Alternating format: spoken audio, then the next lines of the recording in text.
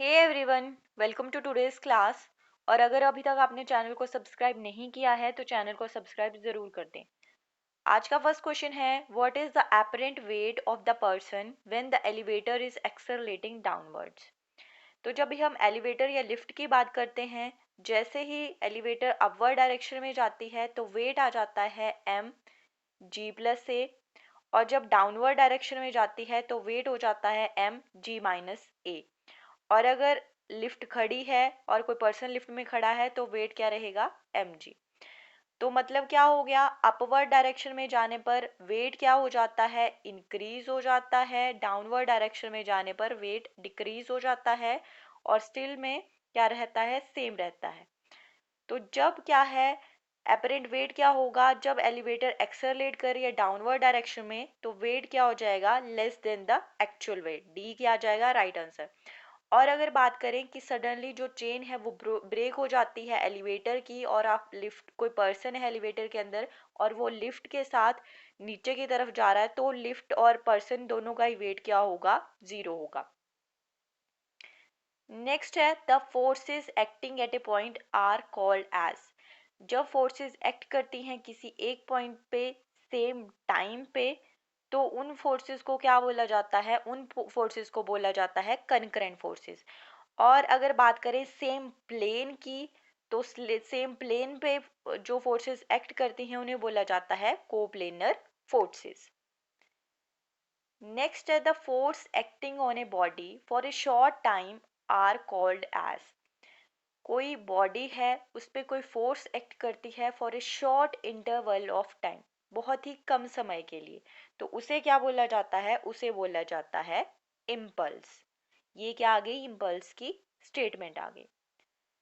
उसके बाद है, which of these fluids have the highest viscosity. क्या बतानी है हमें कि जो हमारे पास फ्लूइड्स दिए हैं उनमें हाईएस्ट विस्कोसिटी किसकी होती है। तो विस्कोसिटी की अगर बात करें तो जो गैसेस होती हैं उनमें विस्कोसिटी क्या होती है, कम होती है।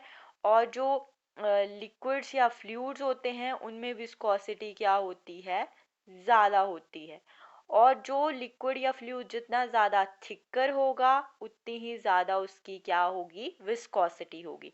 तो वाटर, ब्लड, हनी और एयर की बात करें तो इन फ्लूइड में जो थिकर है, इन चारों में से वो कौन सा है, वो हनी है। इट मीन्स जो हनी है उसकी क्या होगी, हाईएस्ट विस्कोसिटी होगी। राइट आंसर इज सी।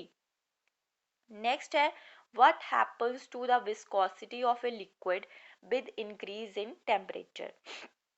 यहाँ पे क्या बात है, विस्कोसिटी ऑफ लिक्विड्स की बात है। तो जो विस्कोसिटी है टेम्परेचर के साथ, अगर गैसेस की बात करें तो गैसेस में क्या आ जाएगा, अगर टेम्परेचर इंक्रीज करता है तो गैसेस की विस्कोसिटी भी क्या करेगी, इंक्रीज करेगी। और अगर बात करें इसके अलावा हम लिक्विड्स की, तो विद इंक्रीज इन टेम्परेचर जो लिक्विड्स की विस्कोसिटी है वो क्या करेगी, डिक्रीज करेगी। ठीक है, मतलब लिक्विड्स के केस में जो टेम्परेचर और लिक्विड का रिलेशन, लिक्विड की विस्कोसिटी का रिलेशन है वो क्या है, इन्वर्सली प्रोपोर्शनल। और गैसेस के केस में क्या है, डायरेक्टली प्रोपोर्शनल।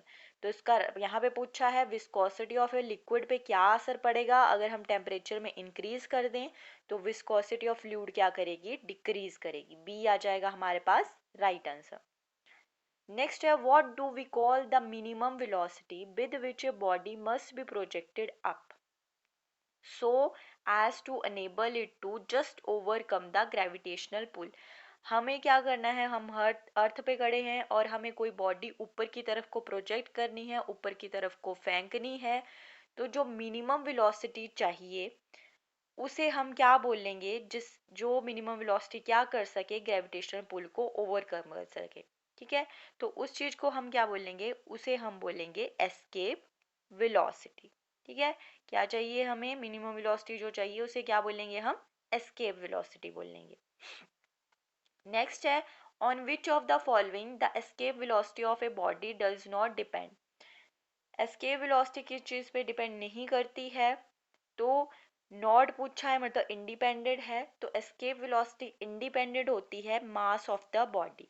और डिपेंड किस पे करती है, रेडियस ऑफ द प्लैनेट, मतलब जिस प्लैनेट से हम क्या कर रहे हैं प्रोजेक्ट करते हैं बॉडी को, and mass of the planet, जो क्या आ गया, जैसे अर्थ से हम प्रोजेक्ट करते हैं तो अर्थ का रेडियस मैटर करेगा, उस अर्थ का मास मैटर करेगा, बट जो बॉडी हम प्रोजेक्ट करते हैं उसका मास प्रोजेक्ट नहीं, सॉरी, उसका मास इम्पॉर्टेंट नहीं है। साथ में किस डायरेक्शन में हम बॉडी प्रोजेक्ट करते हैं वो डायरेक्शन भी इम्पॉर्टेंट नहीं है। ठीक है, तो एस्केप वेलोसिटी क्या है, independent of mass of the body रहेगी and independent of the direction of projection रहेगी। नेक्स्ट है, which of the following condition will be true for a planet to have a atmosphere. क्या condition ज़रूरी होती है कि किसी प्लैनेट का एटमॉस्फेयर होगा। फर्स्ट ऑप्शन है, velocity of molecules in its atmosphere is lesser than escape velocity, कि जो वेलोसिटी है मॉलिक्यूल्स की, जो जितने भी मॉलिक्यूल एटमॉस्फेयर में प्रेजेंट होते हैं, जैसे डस्ट पार्टिकल्स हो गए, अदर या मॉलिक्यूल्स हो गए, तो वो क्या होनी चाहिए, उनकी वेलोसिटी क्या होनी चाहिए, लेस होनी चाहिए एस्केप वेलोसिटी के, या velocity of molecules in the atmosphere is greater than the escape velocity. Next है, velocity of molecule in its atmosphere is twice the escape velocity, और velocity of molecules in it atmosphere is equal to the escape velocity. तो अगर किसी planet का atmosphere है, इसका क्या मतलब हो गया कि जो वेलोसिटी है मॉलिक्यूल्स की इन it atmosphere is lesser than escape velocity. इसी की वजह से जो अर्थ है उसका एटमॉस्फेयर है और मून का एटमॉस्फेयर नहीं है। नेक्स्ट है, the minimum speed required to put a satellite into a given orbit around earth is known as. क्या बोलेंगे, जो मिनिमम स्पीड चाहिए to put a satellite into a given orbit around the earth, उसे क्या बोलेंगे, उसे बोलेंगे हम ऑर्बिटल वेलोसिटी। बी आ जाएगा राइट आंसर। नेक्स्ट है, what do we call the energy transferred between two system by virtue of temperature difference. हम क्या करते हैं, जो एनर्जी ट्रांसफर करते हैं between two system by virtue of temperature difference की वजह से, उसे क्या बोला जाता है, उसे बोला जाता है हीट एनर्जी। नेक्स्ट है, a metallic spherical shell of internal and external diameters 4 centimeter and 8 centimeter respectively। क्या है, हमारे पास एक spherical shell है और उसका हमारे पास क्या दिया गया है, उसका जो इंटरनल और एक्सटर्नल डायमीटर्स हैं वो दिए गए हैं 4 सेंटीमीटर एंड 8 सेंटीमीटर। एक्सटर्नल जो डायमीटर है वो कितना आ गया हमारे पास, डी आ गया हमारे पास 8 सेंटीमीटर, मतलब इसका रेडियस जो है वो आ जाएगा 4 सेंटीमीटर। और इसी तरह अगर इंटरनल की बात करें तो इंटरनल का जो स्मॉल डी से डिनोट कर लेते हैं 4 सेंटीमीटर आ गया, और इंटरनल जो रेडियस है हमारे पास वो कितना आ गया 2 सेंटीमीटर।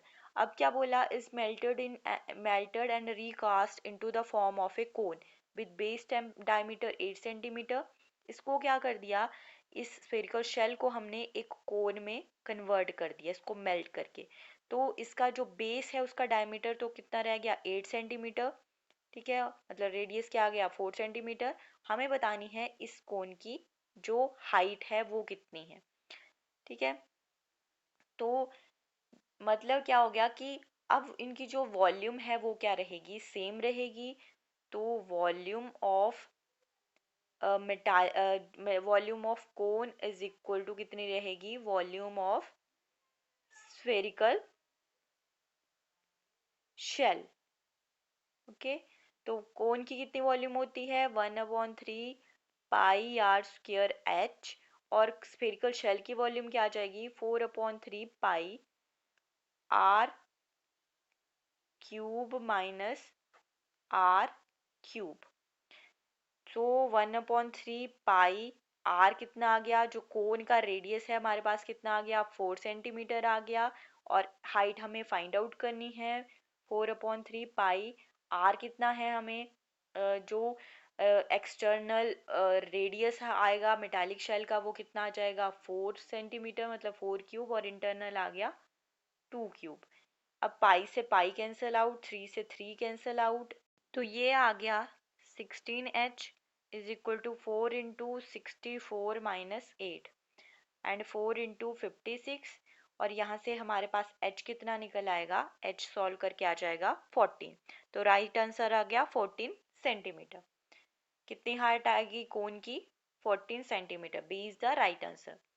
नेक्स्ट है the nth term of an AP is given by an, the common difference is. nth term हमारे पास an जो है कितना दिया गया है? 3 + 4n, और हमें क्या फाइंड आउट करना है? d फाइंड आउट करना है। तो इसके लिए हमें क्या करना पड़ेगा? जैसे एक और टर्म निकालनी पड़ेगी। निकालिए हमने an + n, तो ये कितना आ गया? 4n + 1। ओके, देन आ गया 4n + 4 is equal to 7 + 4n। अब कॉमन डिफरेंस निकालने के लिए हम क्या कर देंगे? an + 1 - an कर लेंगे is equal to 7 4n - 3 - 4n। ये कैंसिल आउट हो गया। 7 - 3 कितना आ गया हमारे पास? 4। तो राइट आंसर आ जाएगा C, 4। जब भी ऐसा क्वेश्चन पूछा जाता है, आपके पास इस तरह का कुछ दिया है, तो आप क्या करोगे? एक और टर्म फाइंड आउट करोगे जिससे कि आप कॉमन डिफरेंस निकाल सको। आप इसे an-1 भी कर सकते थे, an + 1 भी कर सकते थे। अगर आप क्या करते a-1, तो अब आपको क्या करना पड़ता? an-1 निकालना पड़ता। आंसर फिर से कॉमन डिफरेंस तो क्या रहेगा? अगर AP है तो कॉमन डिफरेंस 4 ही रहता। नेक्स्ट क्वेश्चन है if the sum of three numbers in an AP is 9 and their product is 24, then numbers is. जब AP के केस में हमें नंबर्स फाइंड आउट करने हैं, तो हम क्या कर लेंगे? पहले नंबर्स को एग्ज्यूम कर लेंगे। फर्स्ट नंबर मान लिया a - d, then a, then a + d। अब इनका जो सम है वो क्या आ जाएगा? इस तरह से आ जाएगा। जो हमारे पास कितना दिया है? 9 गिवन है। d से d cancel out, 3a is equal to 9, and हमारे पास क्या आ गया? a इज इक्वल टू 3 आ गया। इसी तरह इसका प्रोडक्ट निकालना हो तो a - d into a + d is equal to 24। अब आप क्या कर लोगे? इनको ओपन करके लिख सकते हो। तो हमारे पास क्या आ जाएगा? ये यहाँ पे जैसे आ गया a² - da into a + d is equal to 24। इस तरह इनको अगर सॉल्व कर लेंगे तो d हमारे पास क्या आ जाएगा? d आ जाएगा हमारे पास 1 आ जाएगा। ठीक है, तो मतलब a हमारे पास 3 आ गया, d हमारे पास 1 आ गया। हम क्या करेंगे? अब इनमें पुट कर लेंगे। तो जैसे फर्स्ट टर्म बन गई 3 - 1 is equal to 2, then a आ गया हमारे पास 3, और नेक्स्ट टर्म बन गई 3 + 1 इज इक्वल टू 4। 2 3 4 हमारे पास क्या आ गया? नंबर्स आ गए। राइट आंसर आ गया D। 2 3 and 4 is the right answer. Next है hydrogen bomb based on the principle of. Hydrogen bomb कौन से प्रिंसिपल पे काम करता है? तो ये करता है न्यूक्लियर फ्यूजन पे। फ्यूजन में क्या चीज होती है? जब हाइड्रोजन के 2 न्यूक्लियाई मिलके क्या बनाते हैं? एक नया न्यूक्लियस बनाते हैं, हीलियम। उसे क्या बोला जाता है?